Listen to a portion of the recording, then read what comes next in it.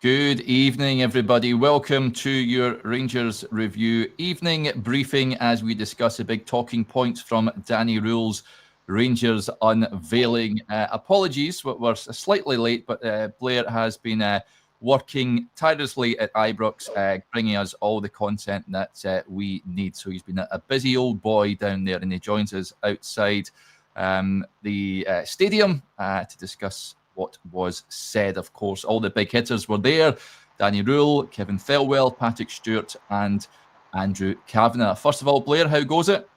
Yes, good evening, Derek. A big apologies to all the listeners out there that were a little bit later than billed. As you can imagine, it's been quite a hectic day here at Ibrox Park, where we were talking to new manager Danny Rohl and, of course, club chairman, CEO and director of football Andrew Kavanagh, Patrick Stewart and Kevin Thelwell. So it's been a very interesting afternoon indeed, Derek. Even though it was the unveiling of Danny Rohl, he was almost a bit part player in this whole affair today. When you had that top table of Kavanagh, Stewart and Thelwell, they were certainly grilled by the media this afternoon.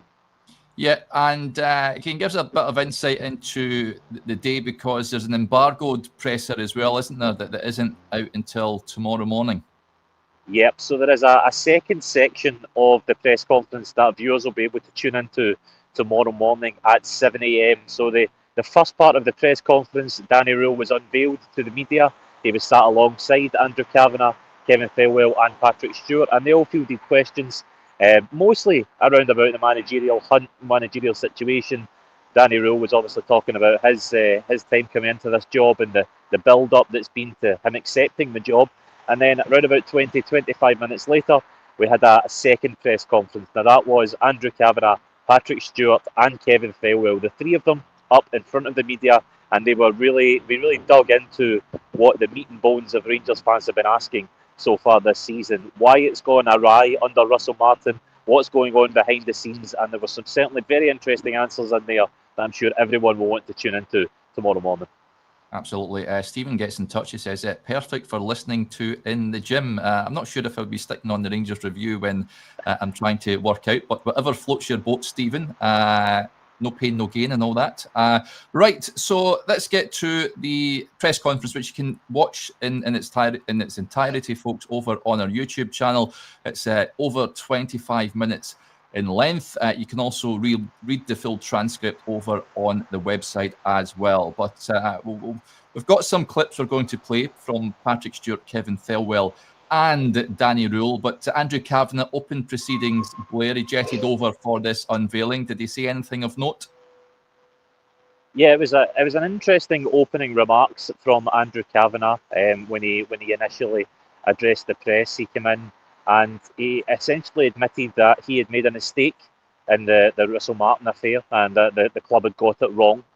Similar, akin to that statement that we'd seen a few weeks back now that himself and Parag Marat had put out, saying that they had made an error of judgment and they had to fix it. And he said that he believes that in the appointment of Danny Rohl, they have rectified it. They have acknowledged the fact that they have owned this mistake. That's a key phrase that Andrew Kavanagh kept using this afternoon. He's owning the mistake, and the board are owning this mistake. So I think he was making a big point about the fact that they've now made this error, they've admitted to it, they've owned up to it, and in their eyes, they've rectified it by bringing Danny Rohl into the club. Right, we'll play the clip from Danny Rohl first of all before we get on to Thelwell and Stewart. This is what he had to say on the style of play, what he's looking to implement at Rangers. Here he is. In the morning, we spoke about what I want to see. And I think also important is you have to make step by step in the direction. And the first thing is we have to speed up our game. We come in fantastic situations. We come between the lines, but instead we attack the last line, we break and we stop. And I think this is something with the mindset. We want to attack the last line, and it means, for me, if we do it again and again, we create more chances and we have more goals. And it starts with a good positioning in ball possession. But I said to my players as well, we have to understand we are a big, massive club and our demanding is very high. But you cannot just think we can win football games with nice football. We have to understand we have to press well, we have to hunt. we have to go into counter pressing, and we have to play with intensity. And it starts from the striker and the defender. And if you do it as a unit again and again, then it's very hard to beat us and to break us down. Yeah, I think this is in the mindset what I want to change very quick. And the first opportunity to show this is on Thursday. I know this. Yeah, the start was not really well. Yeah, we have to say this, and we need wins to come also in this competition to the next round. So there he is. It reminds me a little bit of Daniel Farke when he speaks, a little Daniel Farke sort of twang in there. But yeah, that's what he is looking to implement at Rangers. And Blair, regarding his backroom team, it's something that he's working on, the club are working on, getting the coaching staff in place to support him. Yeah. I think I'm off mute now. Yep. So I'll just run through that there, Derek. Andrew Kavanagh initially said that he was impressed by 3 qualities of Danny Rohl while he brought him into the club. He was impressed by his tactical knowledge and the way that he implements tactics on the park. He's impressed by his man management style, and he said that Danny Rohl is a man who gets it. This is a phrase that, how many times have you seen that on social media over the last few weeks when you're talking about potential candidates? He said he's a manager who gets it, and he knows that winning straight away is an absolute must at this club. So Kavanagh definitely striking the right notes when it came to talking about Danny Rohl. Danny Rohl himself, he spoke about how he wants to implement this fast counter-pressing style of football. And by all accounts, I thought he spoke very well today. I thought he was very measured. I thought he was very calm. I don't think you can win over all the fans with one press conference, but you can certainly lose a lot of them if you play it wrong. And I think he was very measured and very controlled in what he was saying. So for a man of his tender years of 36, I think he was very, he's done very well in that press conference today. As far as his backroom team goes, we have heard from the club that they hope to make an appointment soon, and the discussions are ongoing. So I know there has been a lot of people in the comments, a lot of people on social media today asking me, is there any news about any backroom appointments? Not yet, but the club are working on it, and they hope to announce something soon. Yeah, okie dokie. Like this, Mark gets in touch. It says, interesting interview. What I liked was hunting in packs, what we used to do. I like that line as well, Mark. I've got to say, let's hope we see that starting on Thursday, but I think it may take a little bit of time for him to implement his ideas on this fractured squad. Right, let's get to Thelwell and Stewart then, because the pair of them have been in the firing line from the Rangers support, deservedly so, in my opinion. The pair of them have been underperforming by some distance. This is what Patrick Stewart had to say on the managerial process and coming to the conclusion of appointing Danny Rohl. The proof of the process is in terms of the outcome, and we've got who we wanted to appoint in terms of Danny, so that's what we got to look to in terms of the process. I think we spoke to a number of different people. Some names ended up in the media, others didn't. We cannot comment on confidential discussions, and equally we cannot control what others may say in the media or in briefings for whatever agenda they have. So to that extent, yes, I can understand that on the outside it might look as though the process has gone awry, but all we can look at is the outcome of the process, which is we went in and had discussions with a number of very credible candidates, and we got one of those over the line.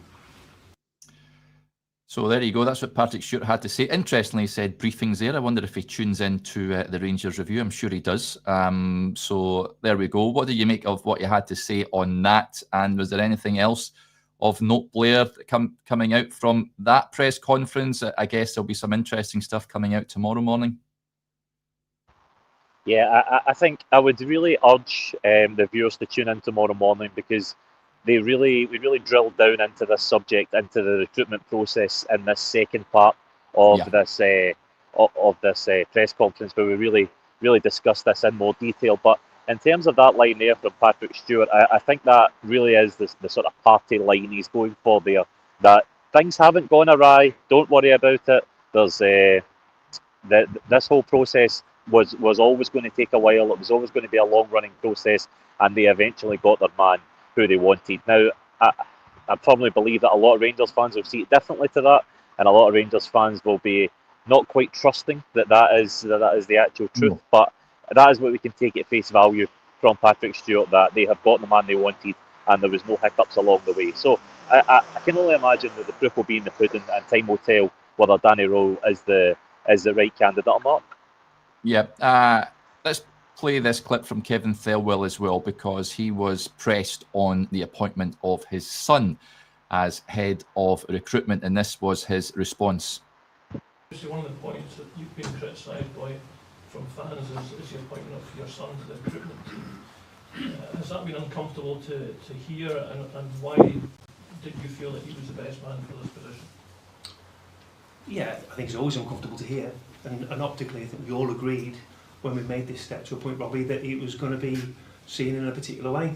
But the reality of the situation is that we want to bring the very best talent here to Rangers Football Club. My view on Robbie's career, Robbie's situation, is he doesn't need my help in football. He's worked at Aston Villa as a senior scout. He then moved to Norwich City as head of scouting, and then got promoted to player pathways manager. And before we recruited him, 2 Premier League clubs wanted to take him.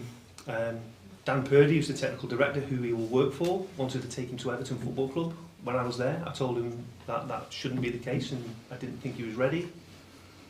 But when the situation came around again and Dan wanted to take him again, it was very difficult to say no. What we did do, right at the very start of that process, was to talk to Patrick and Andrew and Parag and the board and talk to them about the situation. I was extremely transparent about that's what Dan wanted to do.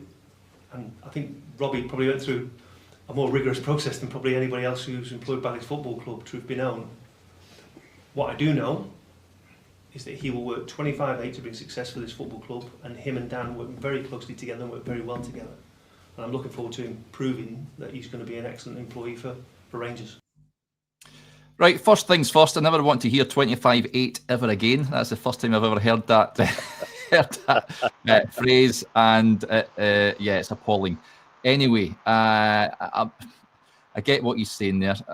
He was always going to defend the appointment, of course.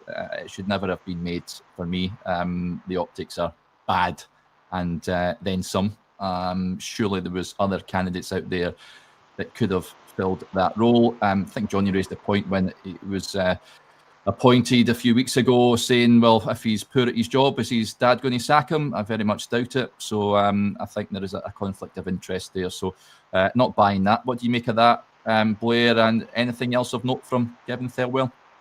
Yeah, I thought that was a really interesting line of questioning on his son. I agree with you. 25/8 is not a phrase that I ever want to come into the lexicon. It's very, very David Brent, but I don't want to see that coming out. But yes, exactly.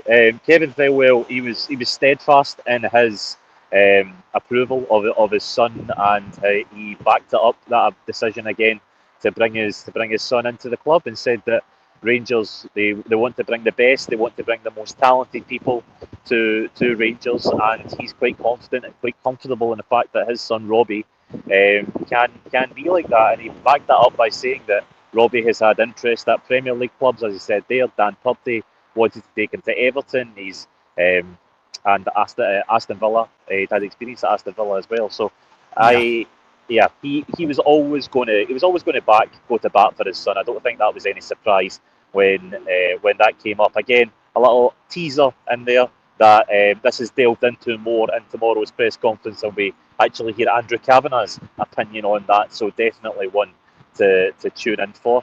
As far as other big headlines go, I think it was very interesting that both Patrick Stewart and Kevin Thelwell were questioned on the protests that we've seen towards the board in the last few weeks, and unsurprisingly, both of them doubling down on their position. They were asked whether they ever felt that it was maybe too much for them, maybe they felt like they wanted to walk away, or they went quite up for the fight. Patrick Stewart said that he basically, in not so many words, he never once thought of quitting. He never thought of walking away from this job at any point, no matter how bad or how hard it's get, the outside noise. And then Kevin Thelwell, he followed that up by saying that he believes that Rangers are worth fighting for. So I don't think that Patrick Stewart or Kevin Thelwell are in any mood to go anywhere outside of Rangers in any time soon. Interesting. Love this. Detective Munch says, but Derek, you and the guys work 25/8 at the review. We absolutely, absolutely do. Incidentally, anyone that says that in the comments from here on in is getting a suspension, because we're not having that. It's just ridiculous.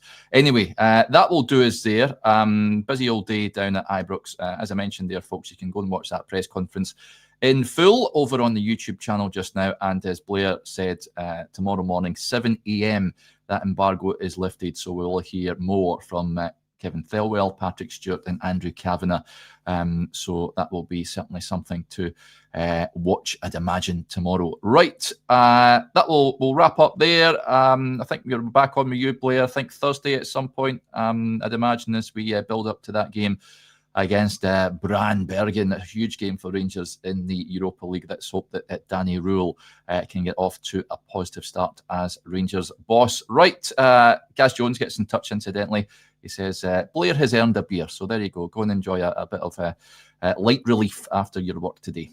Right, that'll do us here, folks. Enjoy your evening, whatever you are up to, and we'll chat again tomorrow. Chris will be on with me tomorrow, 9:30 as ever. He is touchdown in Norway, so we'll get his view on what's been occurring down Ibrox way. So join us for that, folks. But enjoy whatever your Tuesday evening brings, and we'll chat again soon. Bye for now.